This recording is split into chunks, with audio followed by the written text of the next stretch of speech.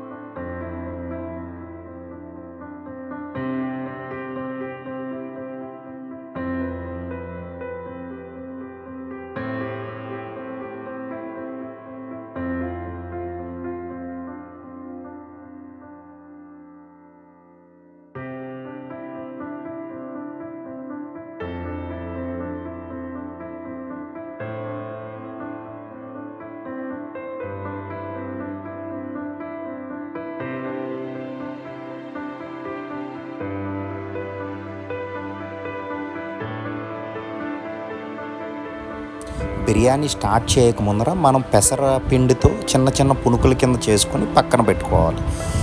ఈ బిర్యానీ వెజిటేరియన్స్కి అయితే చాలా బాగుంటుంది. ఒక్కసారి చేసుకున్నారంటే రిపీటెడ్గా చేసుకోవాలనిపిస్తుంది. మేము మా ఇంట్లో కూడా ఎప్పుడు రిపీటెడ్గా ఫ్రీక్వెంట్గా ఎవ్రీ వీక్ ఒకసారి చేసుకుంటూ ఉంటాం. బిర్యానీ అయితే ఎంత బాగా వచ్చిందంటే ఆ వాసనతో మొత్తం కడుపు నిండిపోయిందండి. అంత బాగుంది. ఎంత సువాసన ఉందంటే చాలా బాగుంది.